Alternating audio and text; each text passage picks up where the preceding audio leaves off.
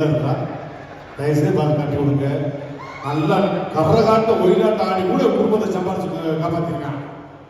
அதெல்லாம் பயப்பட கம்பி மேல நடந்தா கூட நடப்பேன். அந்த அளவு திறமையான ஒரு கலைஞர். பத்தியா கடைசியில் நான் வந்து என்ன வேலை பார்த்துட்டு இருக்கேன் பத்தியா. நீங்க மாமா மாமான்னு கூப்பிட்டு பாருங்கம்மா மாஸ்டர் மாமாவை இருக்குதான் மாமான்னு கூப்பிட்டா அக்கா வீட்டுக்காரு, அதனால மாமான்னு பாயாசா.